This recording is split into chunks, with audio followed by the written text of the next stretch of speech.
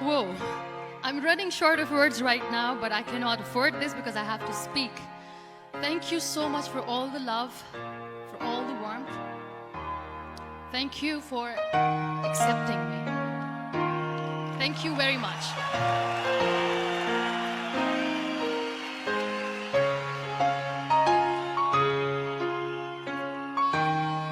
Well, I always start my talk with a disclaimer. And that disclaimer is that I've never claimed to be a motivational speaker. Yes, I do speak, but I feel more like a storyteller because wherever I go, I share a story with everyone. Well, it is a story of a woman whose perfectly imperfect life made her who and what she is today. It's the story of a woman who, in pursuit of her dreams and aspirations, made other people realize that if you think that your life is hard and you're giving up on that because you think your life is unfair, think again. Because when you think that way, you are being unfair to your own self. It's the story of a woman who made people realize that sometimes problems are not too big. We are too small because we cannot handle them.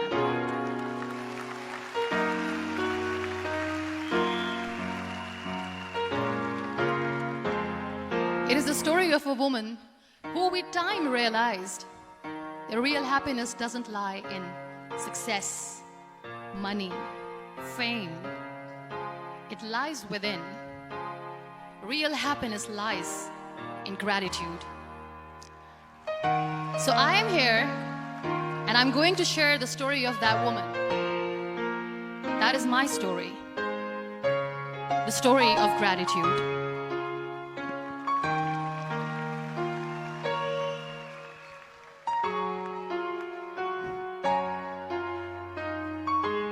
I love you too. I love you all.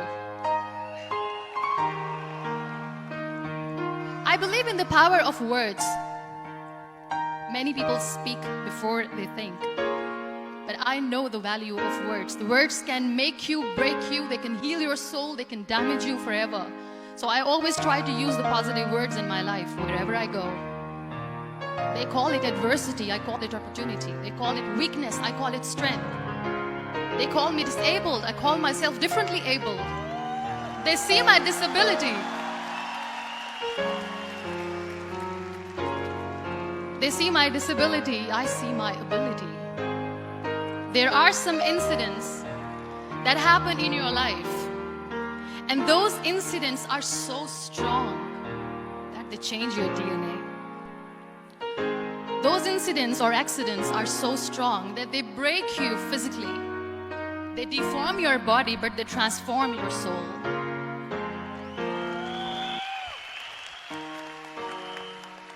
Those incidents break you, deform you, but they mold you into the best version of you. And the same thing happened to me. And I'm going to share what exactly happened to me. I was 18 years old when I got married. And this thing I'm sharing for the very first time on an international level. I was 18 years old when I got married. I belonged to a very conservative family, a Baloch family, where good daughters never say no to their parents. My father wanted me to get married. And all I said was, if that makes you happy, I will say yes. And of course, it was never a happy marriage. Just about after 2 years of getting married, about 9 years ago, I met a car accident. Somehow my husband fell asleep and the car fell in the ditch. He managed to jump out, saved himself. I'm happy for him. But I stayed inside the car and I sustained a lot of injuries. The list is a bit long, but don't get scared. I'm perfectly fine now. Radius ulna of my right arm were fractured. The wrist was fractured. Shoulder bone and collarbone were fractured. My whole rib cage got fractured. And because of the rib cage injury, lungs and liver were were badly injured. I couldn't breathe. I lost urinary bowel control. That's why I have to wear the bag wherever I go. But that injury that changed me and my life completely as a person and my perception towards living my life was the spine injury. 3 vertebrae of my backbone were completely crushed, and I got paralyzed for the rest of my life. So this accident took place in a far-flung area in the outskirts of a very small province, Balochistan, where there was no first aid, no hospital, no ambulance. I was in the middle of nowhere in that toppled car. Many people came to rescue. They gave me CPR. They dragged me out of the car. And while they were dragging me out, I got the complete transection of my spinal cord. And now there was this debate going on. Should we keep it here? She's going to die. Where should we go? There is no ambulance. There was this 4-wheeler Jeep standing in the corner of the street. They said, put her in the back of the Jeep and take her to the hospital, which is 3 hours away from this place. And I still remember that bumpy ride. I was all broken. They threw me at the back of the Jeep and they rushed me to the hospital. That is where I realized that my half body was fractured and half was paralyzed. I finally ended up in a hospital where I stayed for 2.5 months. I underwent multiple surgeries. Doctors have put a lot of titanium in my arm. There's a lot of titanium at my back to fix my back. That's why people in Pakistan call me the Iron Lady of Pakistan.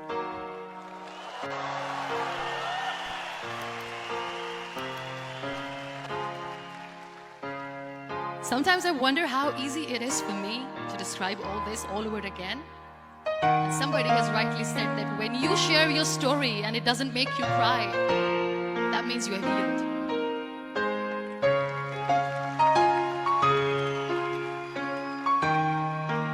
Those 2.5 months in the hospital were dreadful. I will not make up stories just to inspire you. I was at the verge of despair. One day, doctor came to me and he said, well, I heard that you wanted to be an artist, but you ended up being a housewife. I have a bad news for you. You won't be able to paint again because your wrist and your arm are so deformed, you won't be able to hold a pen again. And I stayed quiet. Next day, doctor came to me and said, your spine injury is so bad, you won't be able to walk again. I took a deep breath. I said, it's all right. The next day, doctor came to me and said, because of your spine injury and the fixation that you have in your back, you won't be able to give birth to a child again. That day, I was devastated. I still remember, I asked my mother, why me? And that is where I started to question my existence. Why am I even alive? What's the point of living? I cannot walk, I cannot paint, fine, I cannot be a mother. And we have this thing in our heads, being women, that we are incomplete without having children. I am going to be an incomplete woman for the rest of my life. What's the point? People are scared. They think I will get divorced. What is going to happen to me? Why me? Why am I alive? We all try to chase this tunnel. We all do this because we see light in the end of the tunnel, which keeps us going.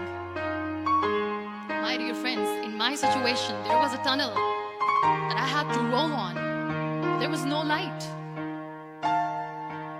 And that is where I realized that the words have the power to heal the soul. My mother said to me,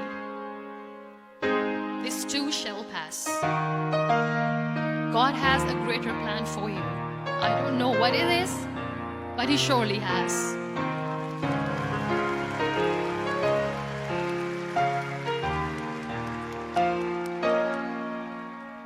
And in all that distress and grief, somehow or the other, those words were so magical that they kept me going. I was trying to put that smile on my face all the time. It was hiding. It was so hard to hide the pain, which was there. But all I I knew was that if I will give up, my mother and my brothers will give up too. I cannot see them crying with me. So what kept me going was, one day I asked my brothers, I know I have a deformed hand, but I'm tired of looking at these white walls in the hospital and wearing these white scrubs. I'm getting tired of this. I want to add more colors to my life. I want to do something. Bring me some colors. Bring me some small canvas. I want to paint. So the very first painting I made was on my deathbed, where I painted for the very first time. It was not just an art piece or just my passion. It was my therapy. What an amazing therapy it was. Without uttering a single word, I could paint my heart out. I could share my story. People used to come and say, what lovely painting. So much color. Nobody could see the grief in it. Only I could. So that's how I spent 2.5 months in my hospital, crying, never complaining or whining, but painting. And then I was discharged and I went back home. And I went back home and I realized that I had developed a lot of pressure ulcers on my back and on my hip bone. I was unable to sit. There were a lot of infections in my body, a lot of allergies. So doctors wanted me to lie down on the bed straight for not 6 months, for not 1 year, for 2 years.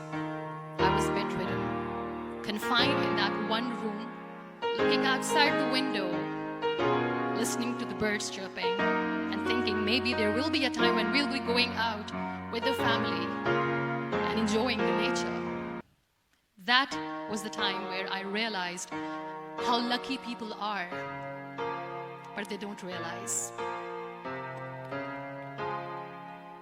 That is the time where I realized that the day I'm going to sit, I'm going to share this pain with everyone to make them realize how blessed they are, and they don't even consider them lucky.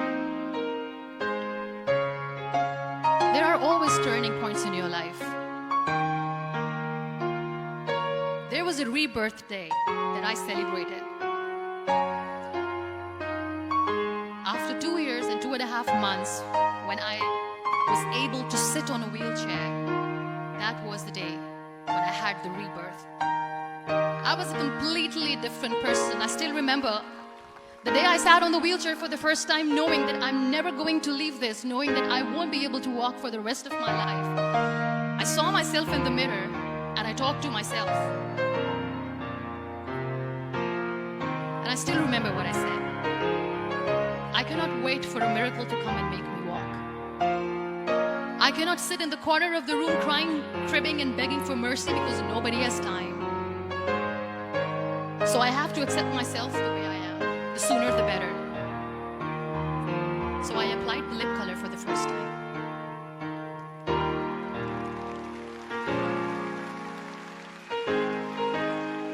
And I erased it. And I cried. And I said, what am I doing? A person on a wheelchair should not do this. What will people say? Clean it up. Put it again. This time I put it for myself. Because I wanted to feel perfect from within.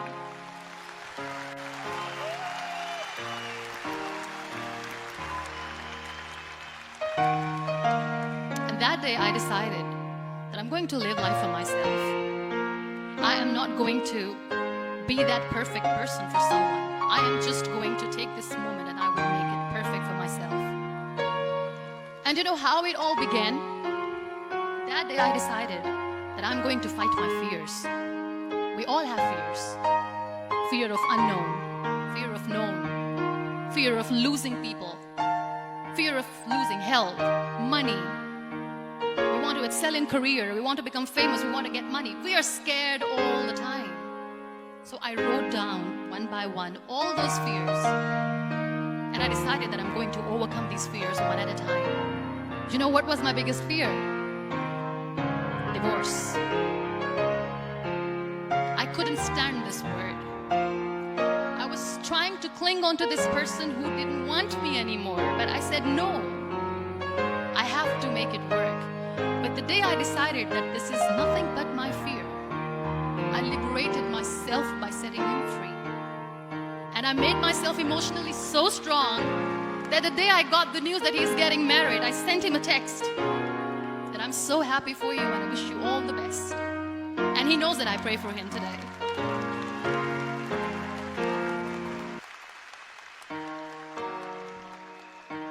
My biggest fear, number 2, was I won't be able to be a mother again. And that was quite devastating for me. But then I realized there are so many children in the world, all they want is acceptance. So there is no point of crying, just go and adopt one. And that's what I did.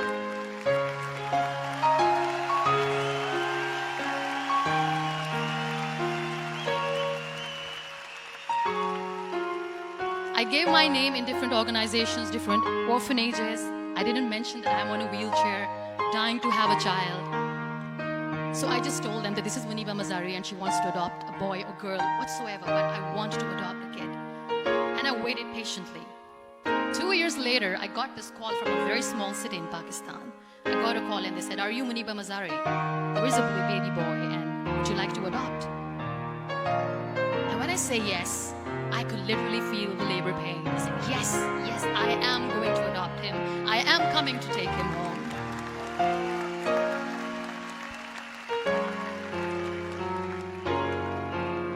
And when I reached there, the man was sitting and he was looking at me from head to toe. And in back of my head, I kept thinking that, oh, he's going to say she's on the wheelchair. She doesn't deserve it. How is she going to take care of him? And I looked at him and I said, do not judge me because I'm on the wheelchair. But you know what he said? He said, I know you will be the best mother of this child. You both are lucky to have each other.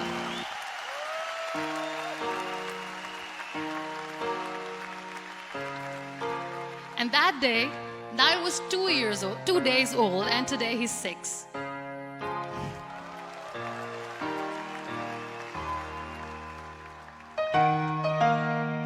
You'll be surprised to know another bigger fear that I had. It was facing people. I used to hide myself from them. When I was on bed for 2 years, I used to keep the door closed. I used to pretend that I'm not going to meet anyone, tell them that I'm sleeping. You know why? Because I couldn't stand that sympathy that they had for me. They used to treat me like a patient. When I used to smile, they used to look at me and say that, "You're smiling, are you okay?" I was tired of this question being asked, "Are you sick?" Well, a lady yesterday at the airport asked me, "Are you sick?" And I said, well, besides the spinal cord injury, I'm fine, I guess.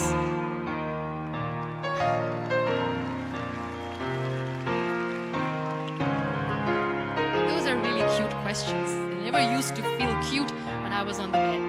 So I used to hide myself from people, knowing that, oh my God, I'm not going to see that sympathy in their eyes. It's all right.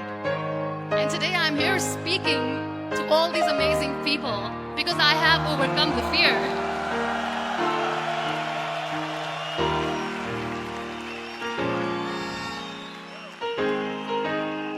You know, when you end up being on the wheelchair, what's the most painful thing? That's another fear that people on the wheelchair, the people who are differently able, have in their hearts, but they never share. I'll share that with you. The lack of acceptance. People think that they will not be accepted by the people because we, in the world of perfect people, are imperfects. So I decided that instead of starting an NGO for disability awareness, which I know will not help anyone, I started to appear more in public. I started to paint. I always wanted to. I have done a lot of exhibitions. I'm Pakistan's first wheelchair-bound artist. I have done a lot of modeling campaigns, different campaigns for brands like Tony and Guy.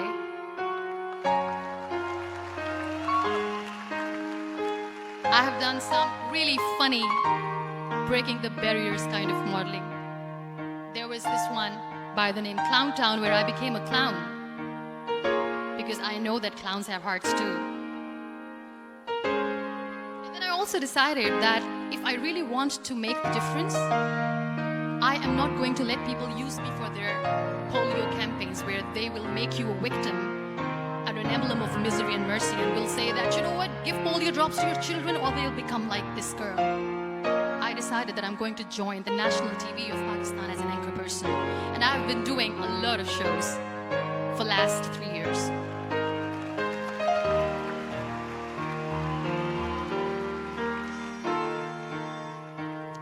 So when you accept yourself the way you are, the world recognizes you.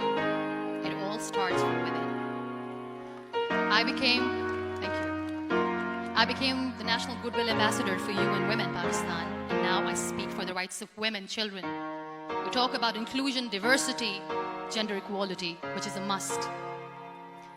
I was featured in BBC 100 Women for 2015. I'm one of the Forbes 30 under 30 for 2016. And it all didn't happen alone. You all are thriving in your careers. You have bigger dreams and aspirations in life. Always remember one thing. On the road to success, there is always we, not me. Do not think that you alone can achieve things. No. There is always another person who is standing behind you, maybe not coming on the forefront, but behind you, praying for you and supporting you. Never lose that person. Never.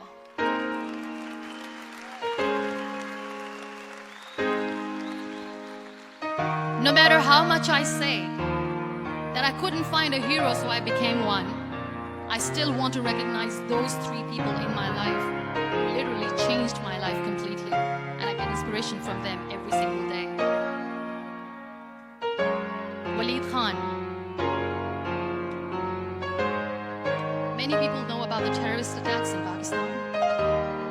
We have lost many people. And I'm sharing this with a very heavy heart because we actually have lost a lot of people in this huge turmoil of terrorism. These people are barbarians. They do not see people. They're even worse than animals. They have killed people in mosques. They have killed people in churches, temples, even in schools. There was this terrorist attack in Army Public School, Peshawar, where these terrorists entered in an examination hall and they killed our children. And in that attack, that day, this beautiful boy, Waleed Khan, who was my hero, my real life hero, was the proctor who was taking care of the students, was keeping an eye on the students. Those barbarians shot him 3 times in the face, 5 times on his body, and he fell down.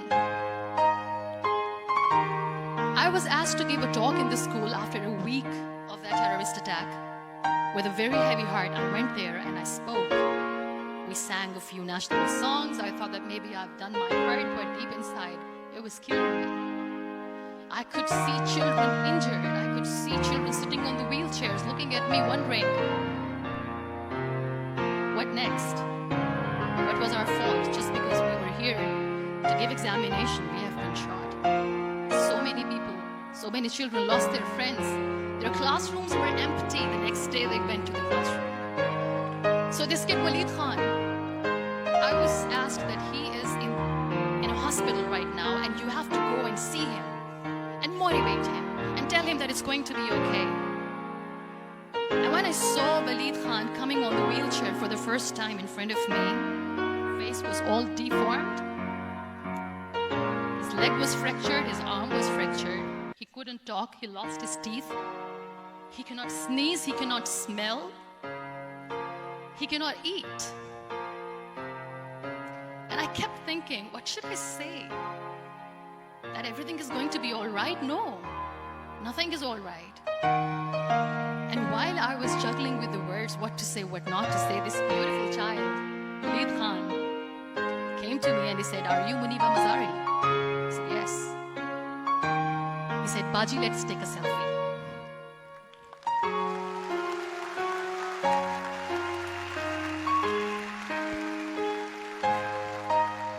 With that beautiful toothless smile of Waleed Khan, we took that beautiful selfie that I still have with me. I don't share that here because he was in a very bad shape that time. And that is where I realized that when I was thinking too much about his deformities, he's happy with himself. He doesn't even care. Because today he goes in the same school, when somebody asks him that what happened to your face, why so many scars, you know what he says? These scars are my medals and I wear them with pride.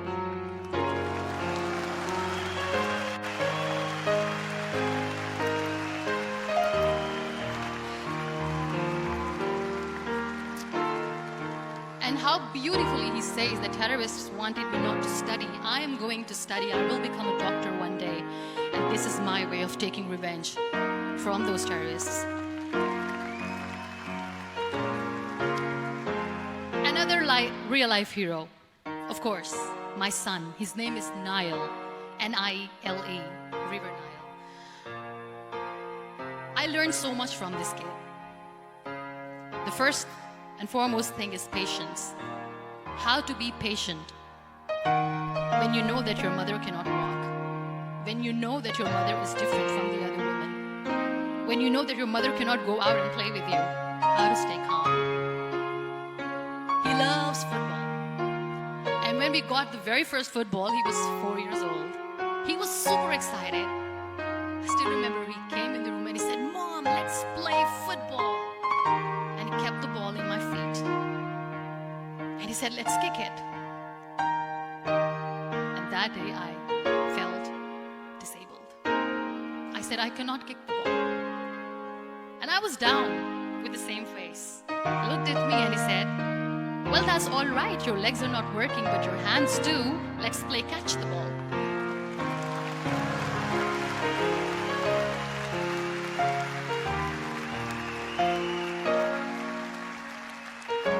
You know what? That day he made me realize that when you think your glass is half empty, come on, your glass is half full.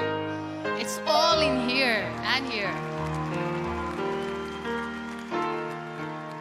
Last but not least, the woman who made me realize that heroes have no gender. The woman who believed in me even when I was completely at the verge of despair, where everybody left. She was there.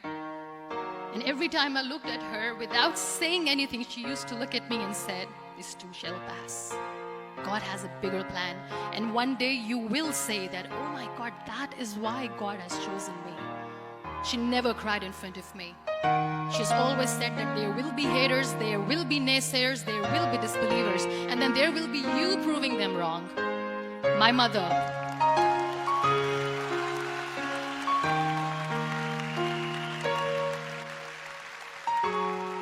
Whatever I am today, I'm nothing without her. I'm nothing without her. Thank you, Mama. I wish you were here. Thank you for making me who I am today.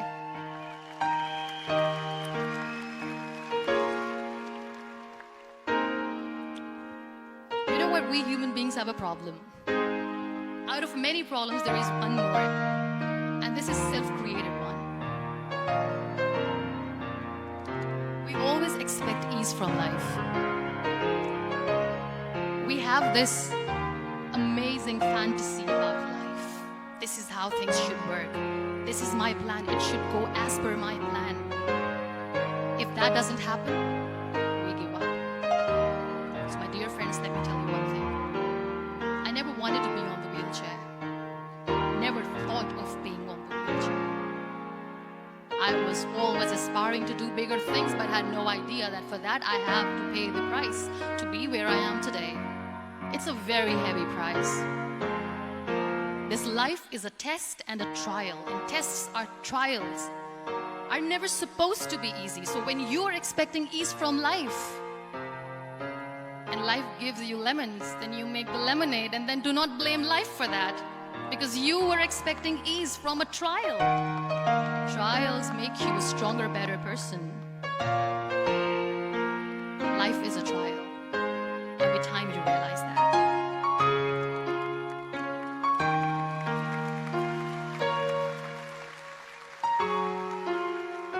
It is okay to be scared. It is okay to cry. Everything is okay, but giving up should not be an option. They always say that failure is not an option. Failure should be an option, because when you fail, you get up, and then you fail, and then you get up, and that keeps you going. That's how humans are strong.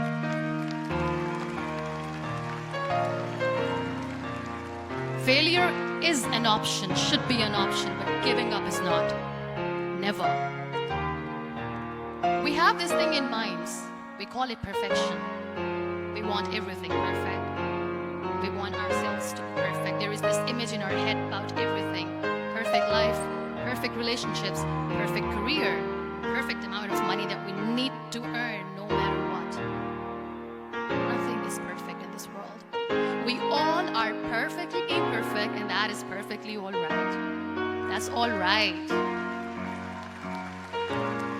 We were sent here not to become the perfect people. Those people who tell you how to look perfect, even those people are imperfect. Trying to fight this fear of looking imperfect. I used to be perfect. I still remember. I got this compliment years ago when I used to walk. Oh my God, look at you. You're fair, you're tall, you're perfect. Look at me now.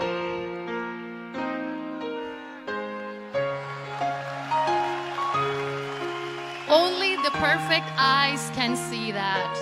Only the perfect eyes will see that. Only the perfect eyes will see that. So yes, in all those imperfections, you have to listen to your heart. You don't have to look good for people. You don't have to be perfect just because other people want you to be perfect. If your soul is perfect from within, that's all right. This is all what you want. This is all what you need to be. Our society has made very weird kind of norms to look perfect and great. For men, it's different. For women, it's different. We think too much about what people say.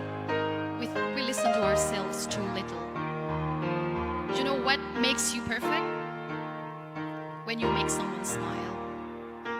You know what makes you perfect? When you try to do something good for the people around you. You know what makes you perfect? When you feel someone's pain. And how beautiful pain is that it connects you with people. No other medium can connect you with others but pain. That's why I always say that I'm in pain, and that's a blessing in disguise for me. Today, just because I'm in pain and I'm on the wheelchair, I work for children. Being the head of CSR for a company, we conduct medical camps in far-flung areas of Pakistan where so many kids die because they don't have medical facilities. And I personally believe just because they cannot afford to live doesn't mean we'll let them die. So we give them money, we give them medical treatment, we try to heal their wounds, physical and emotional. And I also work for the beautiful people, we call them third gender, the transgender community of Pakistan. You know what connects me with them? All my imperfections. When I go and I hug them, they never judge me. And this very good friend of mine, her name is Bijli. Bijli means electricity. She calls herself electricity. And I said, are you electricity? She says, no, I'm lightning. I'm as strong as lightning. Because we have very bad power outage, so she doesn't want me to call her electricity. So she says, I am very strong. I'm thunder, I'm lightning. She came to me, and the first time I hugged her, she said, you are just like me. And I said, yes, I am like you. Because to people, we are so imperfect. So how beautiful these imperfections are, that because of these imperfections, you can connect with people. Then why are we all running after being perfect? What's the point?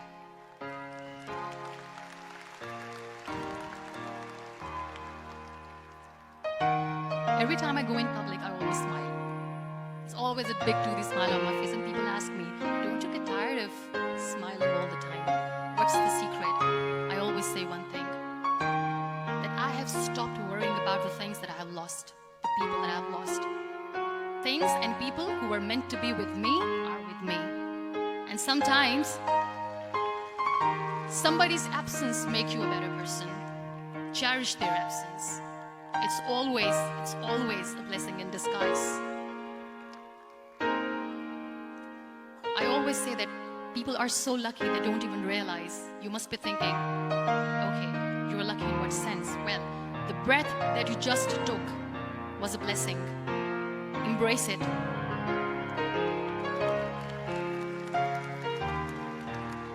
There are so many people in the world who are dreaming to live a life that you are living right now. You have no idea. Embrace each and every breath that you are taking. Celebrate your life.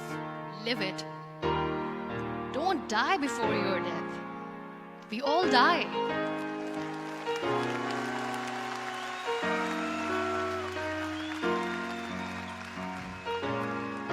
We live this one routine of a day for 75 years and we call it life.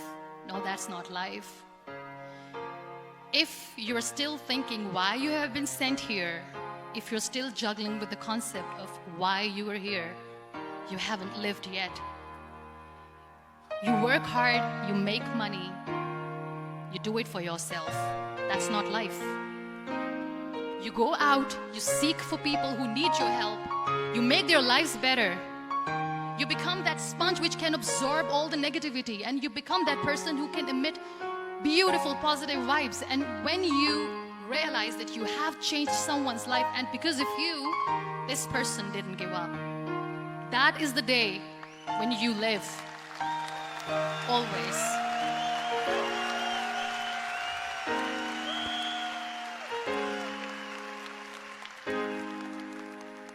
We were talking about gratitude, why I smile all the time. I cry all night when nobody sees me, because I'm a human and I have to keep the balance. And I smile all day because I know that if I will smile, I can make people smile. That keeps me going.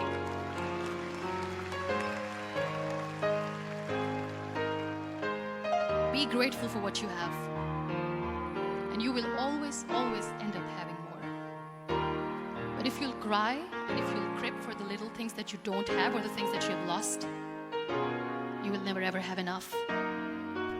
Sometimes we are too busy thinking about the things that we don't have that we forget to cherish the blessings that we have. I'm not saying that I'm not healthy and that makes me unlucky, but yes, it is hard. It is hard when I say that I cannot walk. It is hard to say when I wear this bag. It hurts. But I have to keep going, because never giving up is the way to live, always.